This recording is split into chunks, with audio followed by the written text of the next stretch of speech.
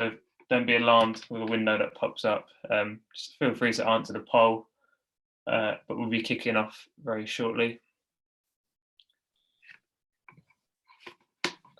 Make sure you can share this link with your team as well if you want them to see the webinar, because it's open for all. Holly, do you want to kick us off? Yeah. So hi everyone, welcome. I'm Holly. I'm the MD of BIMA. Welcome to the 6th ever BIMA Hangout.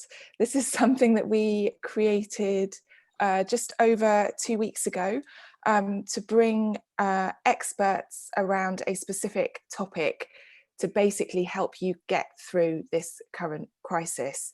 So we've done everything from finance to mental health to new business and marketing, and today we're on the topic of HR. Before I talk specifically about the session, I just wanted to say we've got tons more coming up. We're doing a weekly leadership roundtable, and we also have a couple more things next week, following week.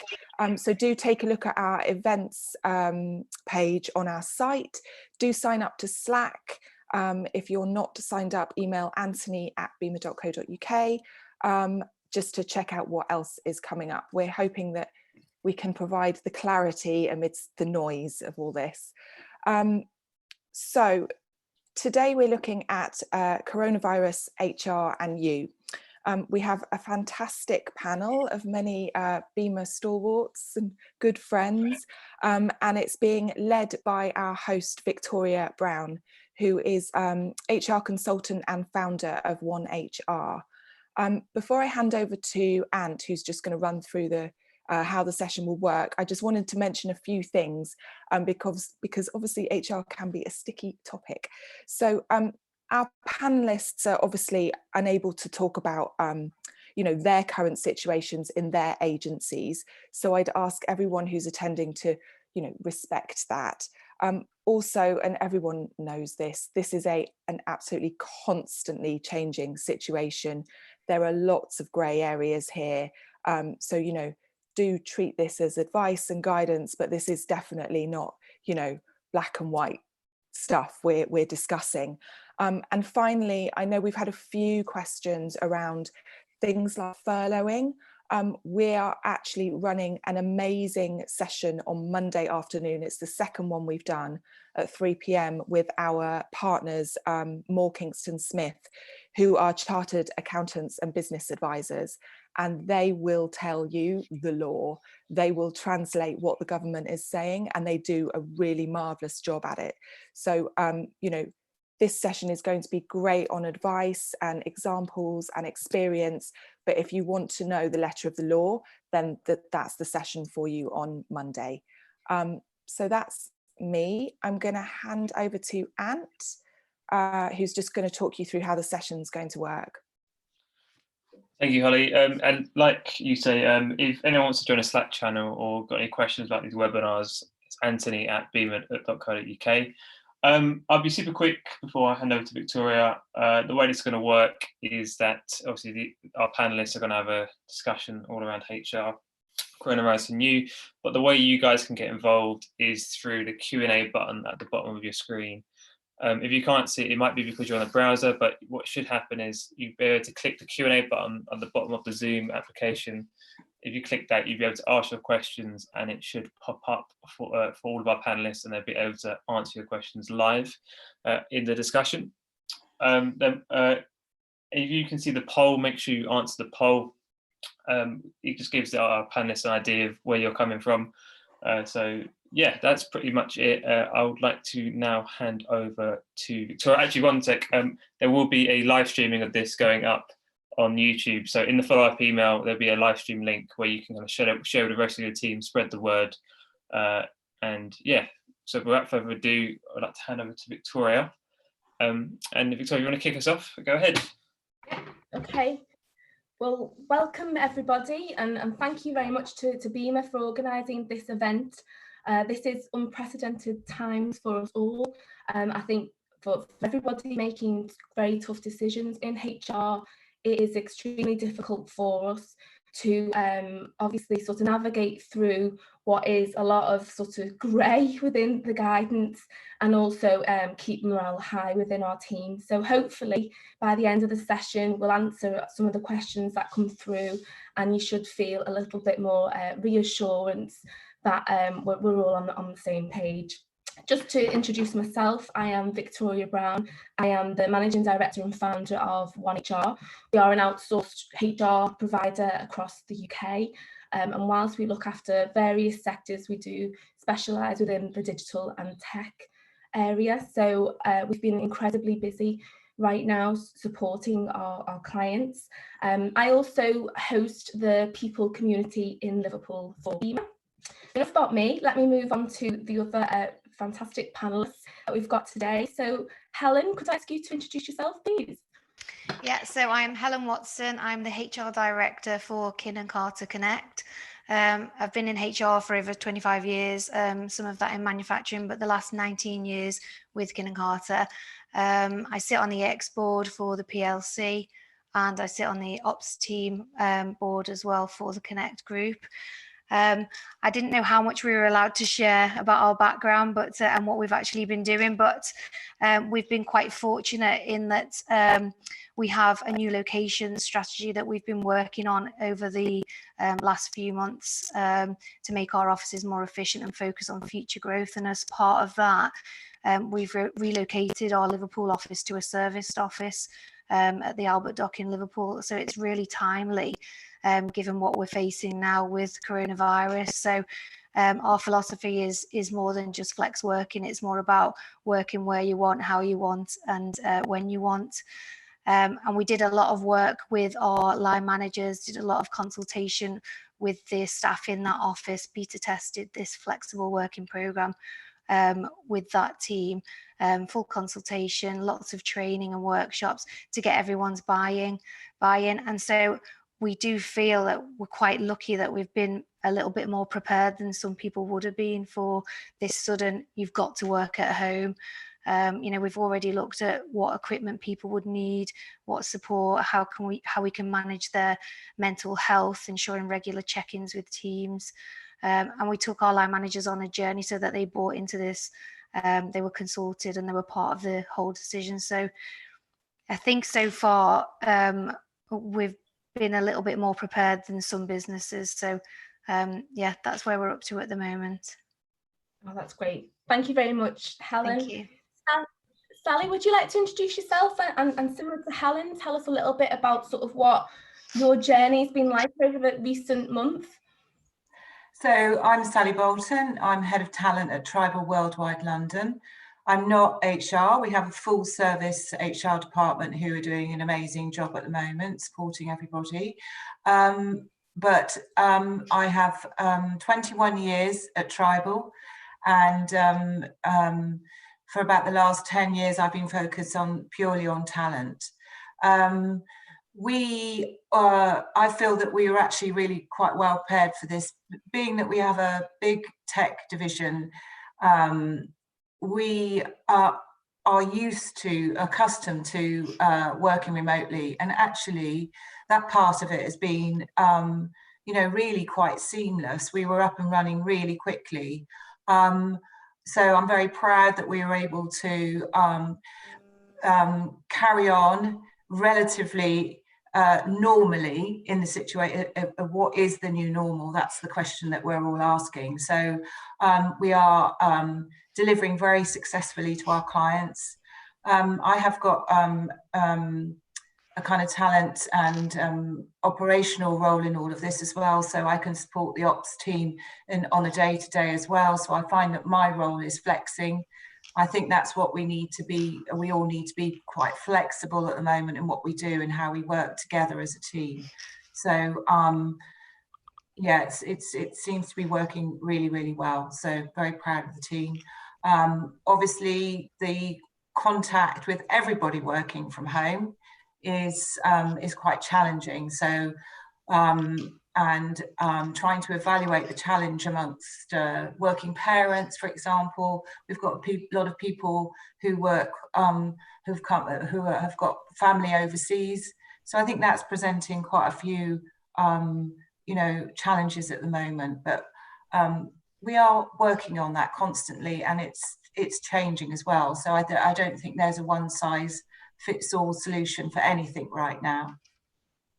No, not at all. Thank you very much, Sally. And can I hand over to Siobhan, please? Can you tell us a little bit about yourself and how you're handling the last month or so? Sure. So hi everyone, I'm Siobhan, or Shiv as most people call me. I'm the People Director at Mullenlow Group UK, and we are an integrated marketing agency in London. So actually it feels like months ago, but before official lockdown was passed by Mr. Johnson, we had a suspected COVID case in our office. So we had to actually evacuate the office. We're lucky that we hosted the BIMA team in our office as well. So they were part of that quite chaotic day. So we sort of had to switch into this working from home mode pretty quickly. We sort of had to get everybody out at a lunchtime. But actually, considering that we had to do it pretty quickly, it's been working okay. You know, the IT team have been phenomenal, and I think that's probably the case in every business at the moment, you know, keeping us all going. But it is, it's a whole new world. And I think we're seeing different phases. You know, I think the first week was a bit of a novelty. People were quite liking that. Now I think people are starting to feel, you know, a little bit down. They're missing that human contact. And you've got a whole scale of different people-related issues, because you've got people, like Sally said, that are parents, so trying to balance working with teaching and looking after children. You've got very junior members of staff who are living in shared accommodation where they might not even have a community. They're in their bedroom all day, and you know, they don't even have a table to work at. But one sort of good thing is that we're seeing, I think people feel like they know their colleagues more than they've ever done before, because life and work is one. And, you know, having your baby on your knee during a conference call, it's completely normal. You know, seeing inside the CEO's house, that's quite interesting for people, because we're all nosy, right? And that sort of stuff, I think, is nice. But I think, you know, the challenges ahead of keeping morale up and keeping motivation are going to be tough. Yeah, absolutely. And just to add to that, I found very, very similar to everyone, that my team were very buoyant at the beginning, you know, working from home, and it's something that we do anyway, so we've been able to sort of adapt quite quickly. But what I have noticed in sort of the last couple of days is morale is a little bit lower now. I think obviously coupled with, as you say, parents trying to manage and juggle their children, the challenge of myself, you know, I have 2 children, and sometimes the worry of am I teaching them enough in a day? I'm trying to balance the two is quite difficult. But also just some people, you know, they need that interaction, don't they? And I have some members of my team that I can see now are struggling a little bit with that lack of social interaction.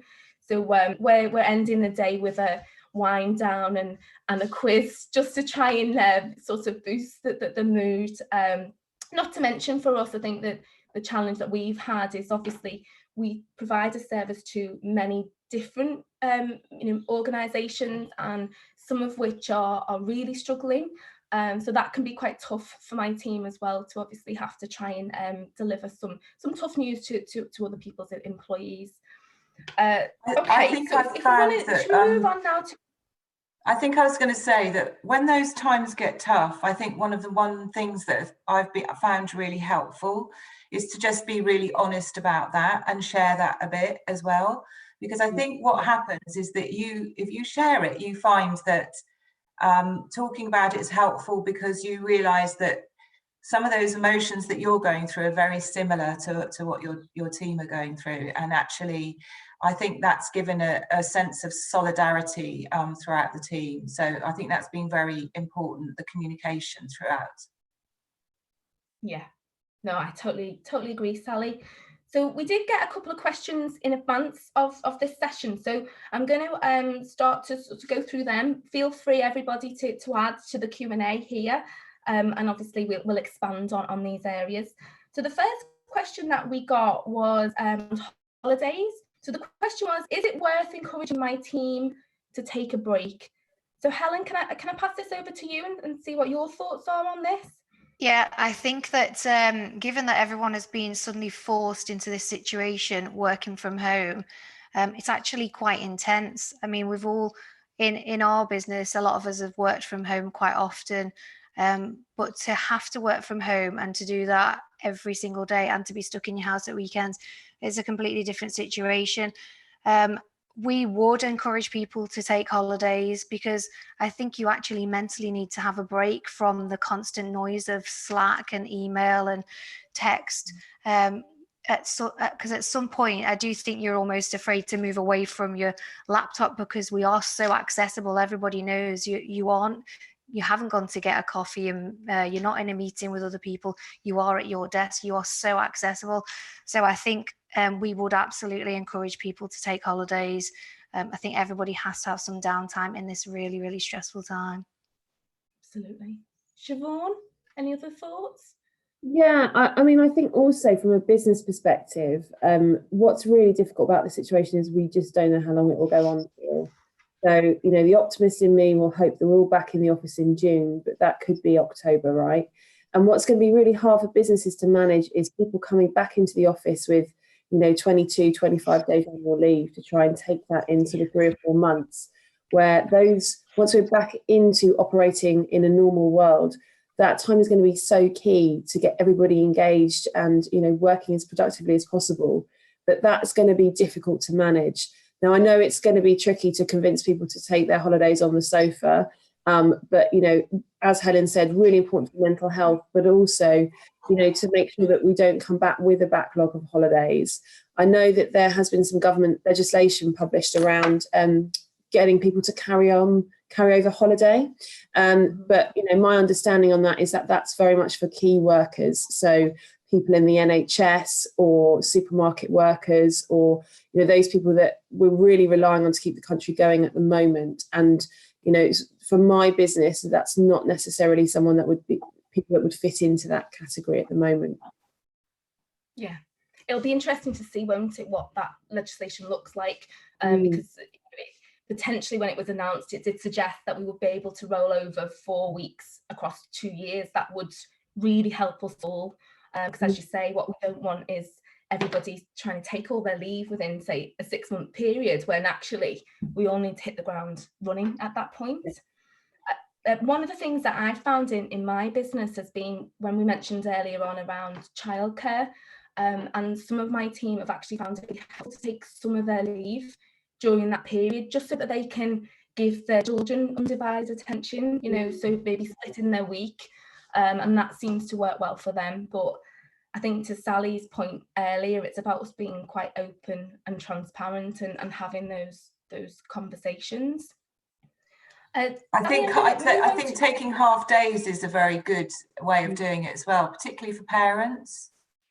Yeah, and we've got the Easter break coming up, so that's a good opportunity to take some extra time. That's true. Although I'm not sure we're going to be able to get the Easter eggs.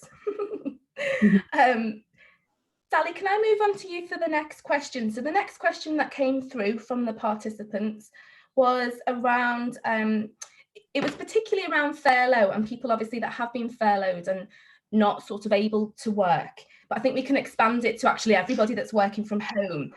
Is there anything that you could give people advice on around keeping morale high within the teams and communication? Even when people are furloughed? Well, the question was specific to furlough, but if you can maybe expand beyond that, because obviously it's a challenge just being at home anyway, isn't it, to maintain that morale? So you want to let you know. So I mean, I think it's really important to present yourself into a working day. I think that's one of the things that I've found really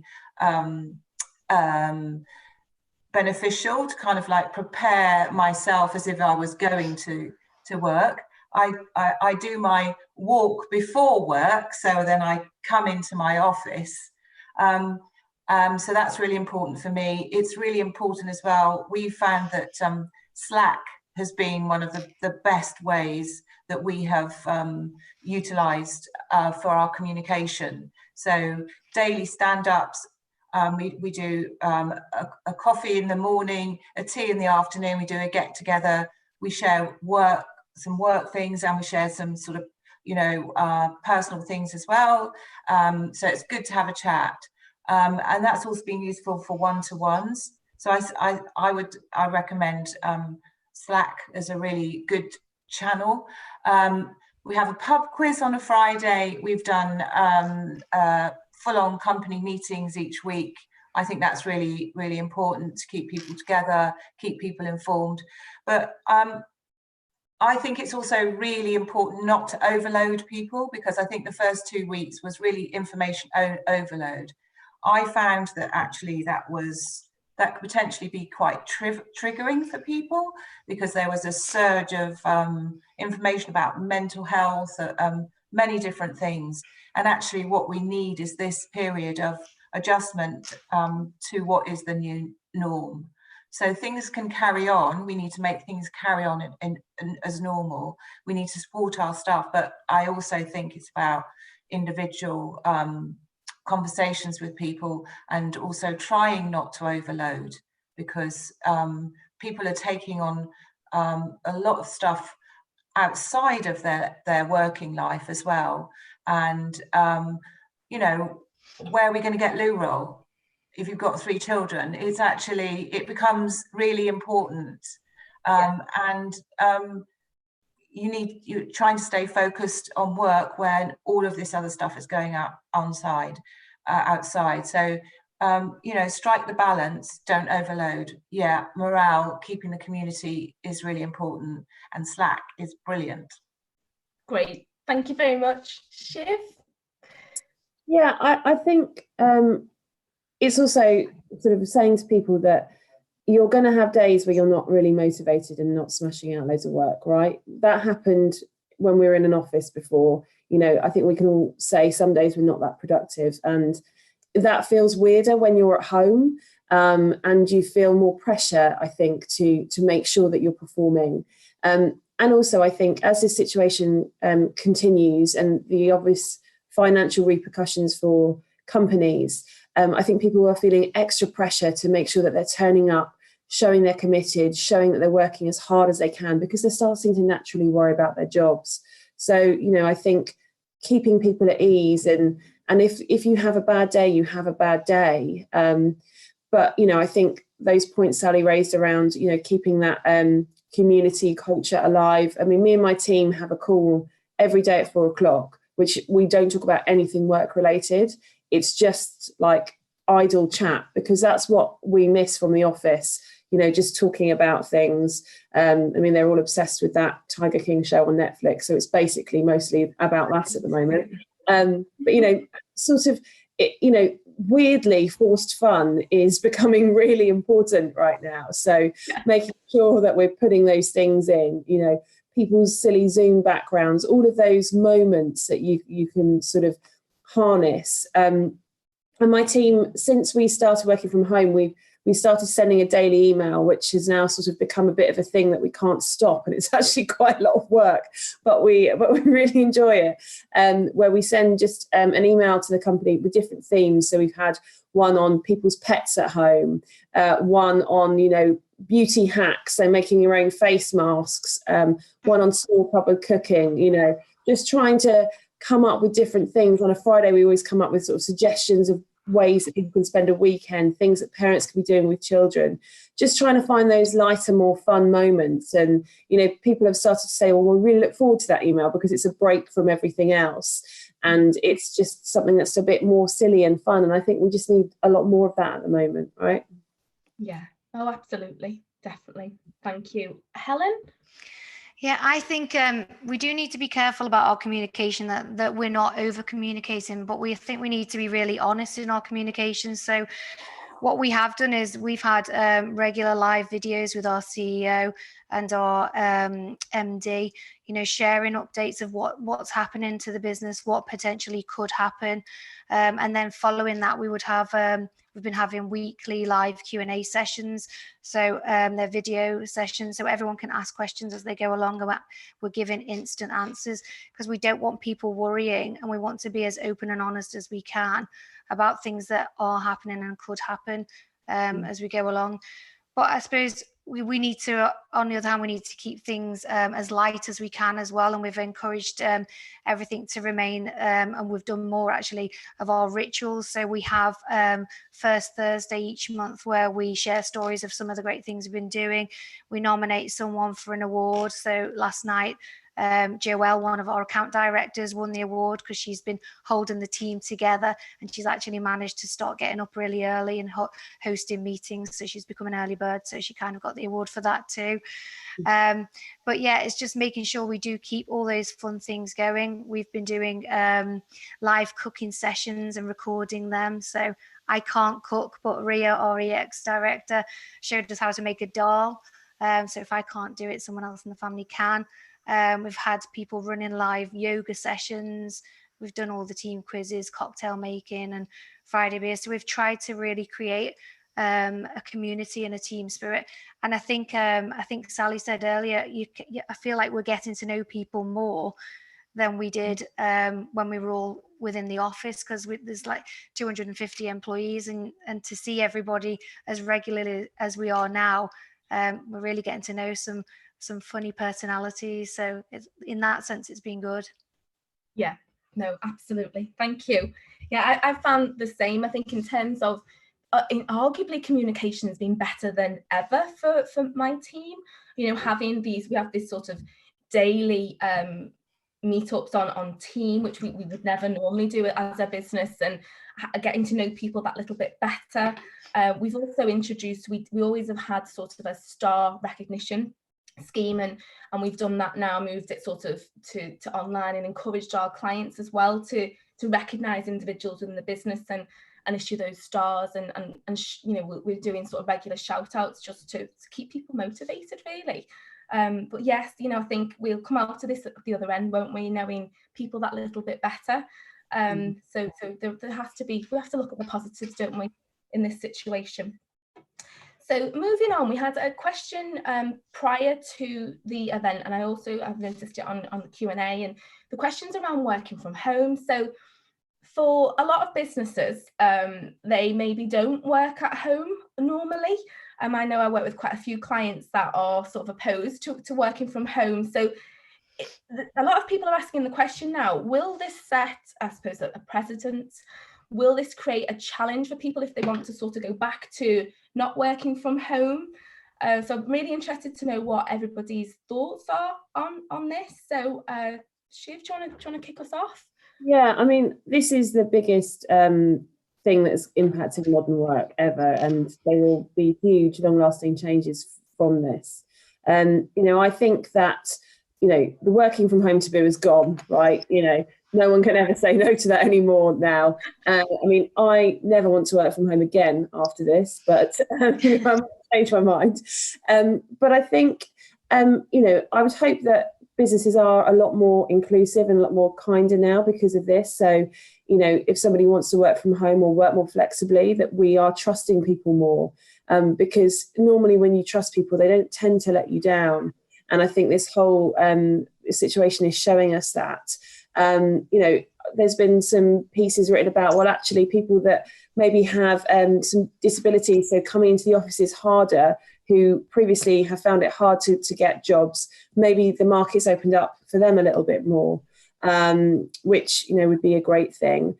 There's a school of thought that thinks, you know, we won't go back to offices and we'll just be like this forevermore. I think this has shown us that people really, really like being in an office, weirdly, and actually how important that human contact is. You know, the fact Zoom and Teams and all this technology is great, and I think if we had this pandemic 10, 15 years ago, it would have been a lot harder. But you're missing out on seeing body language in meetings. You're missing out on those corridor conversations where you get a lot more, you know, information or things done for clients. And I think we're really seeing the power of, you know, being together. But I think there will definitely be a change. I think, you know, gender roles as well. There's been a lot of talk about, actually, is this the first time where, you know, home and work are truly combining, and this idea of bringing your whole self to work is finally happening because, you know, you don't have another choice. So, you know, I think it will be mass, hysteria and happiness when we're back in the office. But I think I do genuinely think we'll see positive change from this over the next years, to be honest. Yeah, no, I totally agree. Helen, what are your thoughts? Yeah, I think this has absolutely changed the landscape going forward. I think we have always been able to work from home. Well, most people have been able to work from home, but some people have still had that kind of mistrust. Are they working from home? What are they doing? And we can see here we've had absolute fantastic people producing great work whilst they've been working from home. I mean, really, you shouldn't hire somebody if you don't trust them. And, if you do trust them, they can work anywhere, surely. So I do think that this will change going forward. But I totally agree with Siobhan that whilst I quite like working from home a little bit, you really, really miss people. We like being around people. That's just naturally what we want to do, to be able to go and grab a coffee and there's nothing, it's so different to be able to see someone on a screen. You can't really read their face and how they're feeling. So, people do want to be in the office, but I do think that it has changed things definitely going forward. And I think that people will want to mix how they work, within the office and at home, and the hours that they work as well. So yeah, it's definitely changed, but I think this will be for the better. Yeah, no, I agree. Sally? I think that's something that has very, very topical for the last 3 years in our agency about flexible working, the hours people work, and working from home. There is, I think this has proven that it's actually, it has worked, really well from a delivery point of view. From a people interactive, obviously people are missing, like we say, that human interaction. But I think it's something that we will definitely be re-looking at, as we have done constantly over the last few years with flexible working, etc.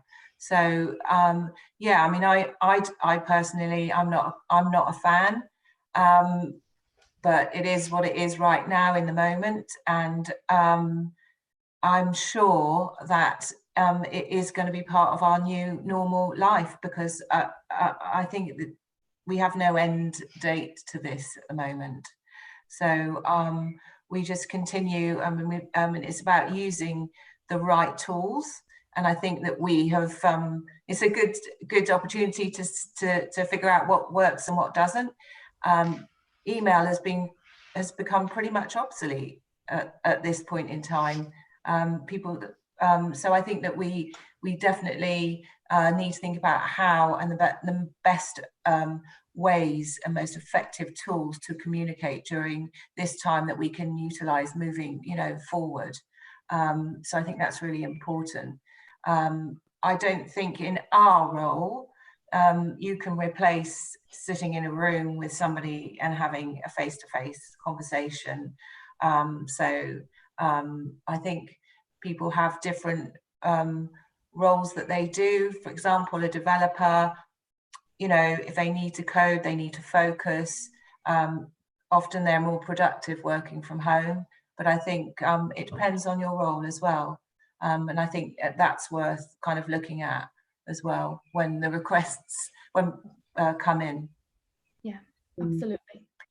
So tools and roles and how that works, really important. Yeah, I totally agree. I think we're all saying that, this is potentially a positive. I've always been very open to flexible working and working from home. And it's interesting for people that have been quite nervous and been worried around productivity and communication. You would like to hope that this will give them the opportunity to see that it can actually work, but we need to strike the balance. And as you say, there'll be certain roles that it wouldn't necessarily lend itself to. And at this current time, we are being forced to work from home. So whilst we talk about maybe setting a precedent, I think we need to appreciate that it's not necessarily working particularly well for some roles. So, it will sort of you would think sort of move back to the way in which it was, because it, as we've just said, you know, from our perspective within people roles, it wouldn't lend itself for us to be working from home on a full-time basis. But I'm definitely with Siobhan. I can't wait to come again. I used to quite enjoy it, but not for a while now, once it's all over. So we do have a couple of questions that have come in that relate to furlough. So I'm just going to just mention the first one, and whoever sort of wants to jump in and answer, please do so. So the guidance says that furloughed employees can still study. Are there any guidelines for this? Some of our employees have requested that they can access some of the training links they can usually sign up for via the company email. Is this permitted? And obviously the company wouldn't be asking them to do it, but they just wanted to do it independently. So does anyone want to jump in for that question?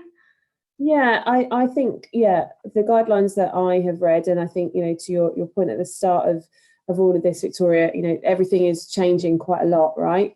But the guidelines say that, yeah, employees can study or they can volunteer as well. So I think, you know, one of the best things you can do to help those people, because being furloughed, you know, it's not going to be the most positive experience, and people are going to be feeling, you know, worried about their future roles, but also, you know, they don't have as much to fill their days with now. So you can give them some proactive stuff that they can do. You know, like you said, don't force them into doing it, but saying, if you want, here's some courses, here's some online things. I know LinkedIn Learning have opened up a lot of their content. I know there's a lot of the Harvard Business School modules that normally you have to pay for on Coursera, which are now free. There's a huge amount of free learning that people can be doing online at the moment. So encouraging them to do that, because I think if you keep your brain active, you will feel better. And also it looks from an employer perspective that you are investing in their future development and, you know, current well-being.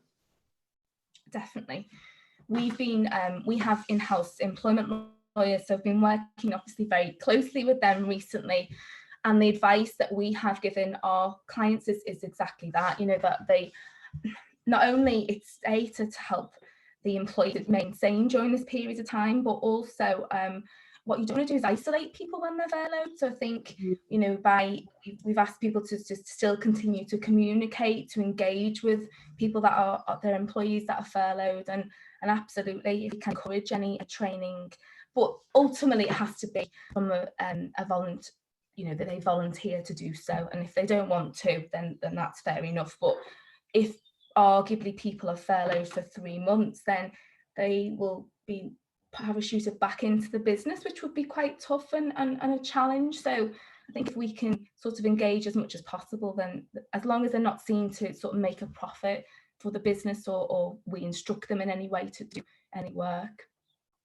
I have another question, and maybe Helen, you could answer this one. So it was just around a question that was asked in advance, which was, can we furlough someone who has already resigned because their job has been withdrawn from their future employer?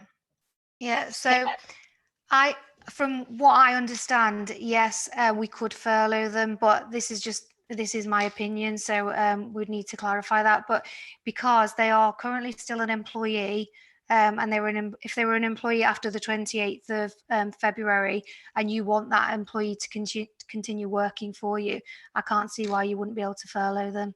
If there's someone that you do want them to come back after the period of furlough ends, then I don't understand why you wouldn't be allowed to. So yeah, I don't know if anyone else has got any thoughts on that, but I think that you can.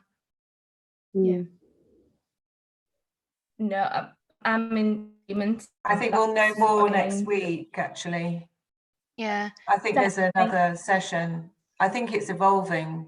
Yeah, they do seem to me to. Yeah. There's a few grey areas at the moment. Yeah. From what I'm reading. My understanding is that obviously the government are trying to encourage people to sort of backdate. So if you've already made, and it's just a lot of our clients in sort of week 1 made decisions, you know, they laid people off, they made some redundancies, and then they've now, since the sort of guidance for furlough came in, have sort of backdated. And I think the idea is to sort of get I suppose everybody paid in some way from the government, but absolutely there's some specialists and experts next week that'll be able to give us a bit more guidance on that, and it's a moving target for us all in HR, isn't it? Okay, let's just have a look and see what other questions we've got that have come in. There is just another question again around furlough, so I'll just try and we'll deal with all those in one go. So just about how to handle annual leave during a period of furlough. So they have a furloughed worker that has a week or 2 weeks booked off during the period. Anyone's thoughts on that? So again, from what I understand from furloughing, they have to be furloughed for a minimum of 3 weeks. So I would suggest that they would need to cancel that annual leave, because the furloughing period has to be for a minimum of three weeks. Yeah. Mm-hmm. I think that's something that we do need to bear in mind, obviously, with furlough, that people do still accrue leave, and this does seem to be a really grey area from my lawyers and what they've looked at around sort of annual leave. It's a little bit of a challenge, I think, if people are obviously on 80% of their normal salary, if they did have sort of holidays. And I suppose one thing that you do need to bear in mind is the point that we talked about earlier, that they still will accrue those holidays. So you're still going to have to address that payment at some point, aren't you? But yeah, you know, that's my understanding as well. That is sort of over a 3 week period. Any other comments on that? Yeah, I mean, I think the furlough issue is quite a grey area. I think I do think it's evolving, and the questions are many and varied. I don't feel that I'm qualified in any way to answer any of the furlough questions yet. Okay, no worries, Sally. Shiv, what's your thoughts? What's your, obviously I know it's sort of opinion, but what? Well, the time period for furlough is quite short at the moment as well, and I have a feeling that next week that will be extended. But yeah, I don't think you can and should be asking people to take annual leave out of that. I do wonder if they will look at the idea of rolling over holiday to encompass also workers that have been furloughed. So looking at, like your point, the holiday that's accrued during the furlough period, maybe you're allowed to roll that over. But yeah, I mean, they're sort of technically on holiday anyway, so it feels like a sort of double bind to ask them to take leave at the same time. Mm-hmm. Yeah, and I think that the challenge that we've got during this time as well is it's not technically the most relaxing period of time for us, is it? So when people, we do want people to sort of recharge during that holiday period, and being locked in your house with your kids maybe is not the way to be able to do that. So we need to obviously continue to think about the well-being of our people. If we can just touch upon that a little bit more as well. I know we've talked about morale and we've touched a little bit around sort of mental health and well-being, but is there anything that you'd like to add, or anything that you are looking to do, or any concerns that you have of how you can sort of handle remotely people's well-being and their mental health? So I think that at the moment, I think we're focusing quite a lot on social isolation and not having that daily contact which people really need. But I think the sad thing is that also more and more we're going to see employees who are directly affected by coronavirus, by losing the loved ones around them, and obviously grief has a massive impact on people's well-being. So I think there will be stages to this. It's a really good time to, if you are an employer with an employee assistance program, to dig out those details, make sure you're sending those around, sending around helpline numbers as much as possible, because although I really encourage managers to be doing one-to-ones, if people are suffering with specific mental health issues, we should try and direct them to specialists where we can, but also trying to encourage people to, be keeping up exercise. I mean, I know we, like many other agencies, are running, online yoga and meditation and Pilates. We've set set up a running group on the Strava app, so there's a bit of a competitive element going on there. But trying, Sally, your point about you're doing your walk in the morning, so that commute type feel, so setting people up for the day. But yeah, I think it's we're living in quite dark times, and people, if they're losing loved ones, they are going to need a bit of time away from that. A challenge that we're finding is, always we're dealing with mental health issues, but at the moment people aren't getting formally signed off by a doctor because you can't go to a doctor. So it's trying to balance how we navigate that. So how we give them time off. Should we be encouraging them to use holiday? It's a very complicated area, and you just want to be as kind to people as possible with also managing the business, which is tricky. Yeah. And we're lucky enough to have a virtual GP, which has been really helpful. And I think if you can keep the one-to-ones up with people, I think it's really important. I think the most important question that anyone can ask at the moment is, how are you? And I think keeping in touch and opening the conversation and keeping the conversation going is so vital. I think that there are some really good organisations that are doing some really interesting work. Anxiety UK have some excellent resource, and I think making sure that you are giving your staff access to the right resource is really important, because I spoke earlier about information overload, and this feeling that you must do this and must do that. I think that can be quite, there is a high expectation, and actually sometimes it's just okay to kick back a bit, and if you don't feel like doing any of those things, it's okay to watch Netflix and just normalize your life as much as you can. I think that's also really, really key. And if I see another exercise video on my Instagram feed, I think that a home exercise routine. But yeah, I think the other thing is that we do have to stay inside as much as we can, but do try and still maintain some kind of fresh air. I think that's personally really important to me, to step outside of it. But don't feel that the expectations of having a perfect day at work, exercising, and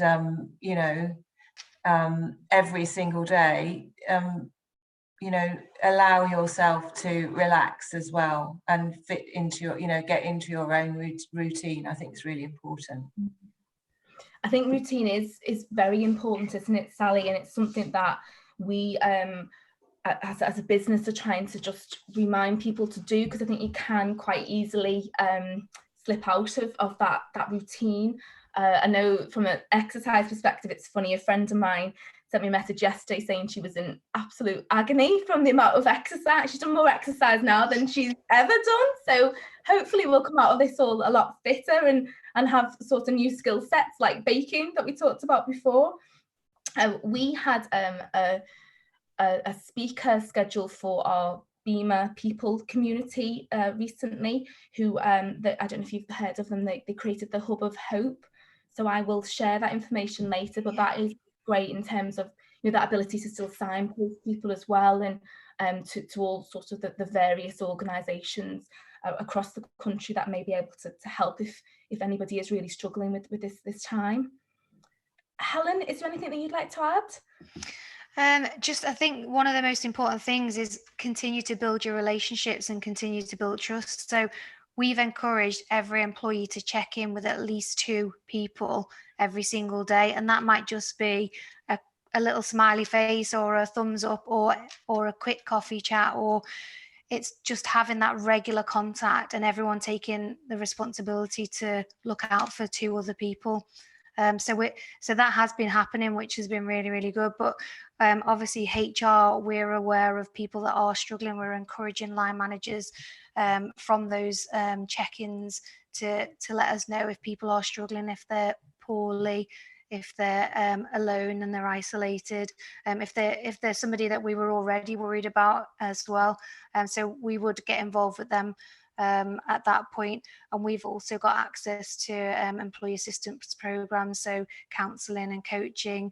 So we try and support them, which I think we can do quite well remotely too. So we would just continue working with people like that, but just encouraging line managers to shout out if anyone is struggling. So yeah, that's what we've been doing.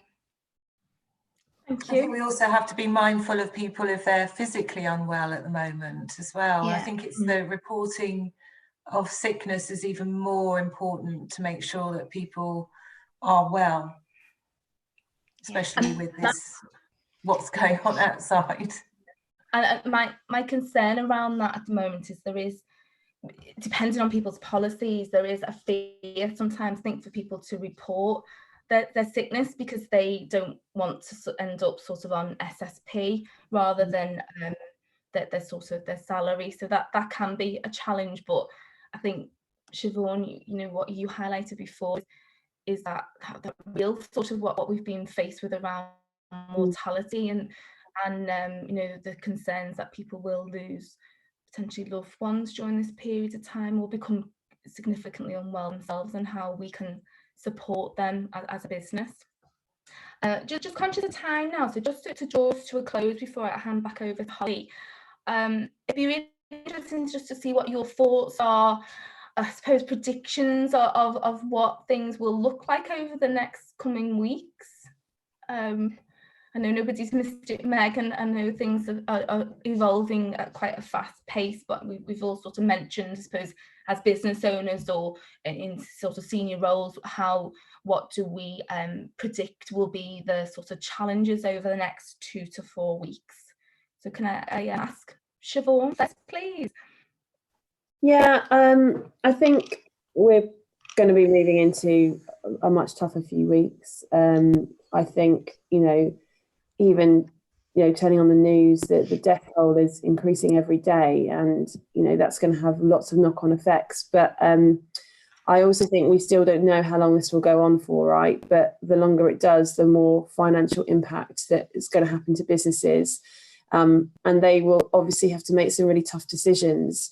You know, I think the furlough measures are great. And, you know, that's been a great thing the government's put in to try and secure as many jobs as possible. But I don't think that will retain everybody's jobs. And I think if you're self-employed, I think it's particularly challenging at the moment for you. So I think we are going to be moving into a really tricky month or so, and more companies are going to be asking staff to take holiday when they don't want to. And I think that's going to be quite tricky. I would hope that people start to become a bit more understanding of the challenges that their leaders are facing as well, and the fact that, you know, you would only be asked to take holiday to help future-proof the business. So things like that. But I think the novelty will start to wear off. I know I sound very morbid about this, but I think, you know, whilst we're still in this situation, I think it's going to get tricky. And hopefully once we get into May, there might be a bit more light at the end of the tunnel. Absolutely. Well, we've run out of time, which it went really fast. So thank you so much to you all. Really, really useful content. I hope that's been really helpful to our participants, attendees today. Holly, can I hand back over to you? Yeah, thanks guys, thanks everyone, that was really, really useful. So this session will be available on YouTube, probably within the next 5 minutes, I imagine. We'll also send a follow-up email to everyone, and if all the panelists could send us all of those lovely links, we'll make sure that as much as possible of that is in that follow-up email. I know there are a couple of questions that didn't get answered, so again, we'll try and get those answered on Slack post session. And I think, again, so many questions around furloughing. Those questions will be answered in the Monday afternoon session. So if you want to join, it's with Moore Kingston Smith, who are business advisors, and they are the closest to being able to translate what the government is saying at the moment. So it will be a really, really useful session. Thanks everyone, you've all been fantastic. I hope you have restful weekends. Yeah, that's it from us. Thanks guys. Thank you. Thank you. Thanks. Now.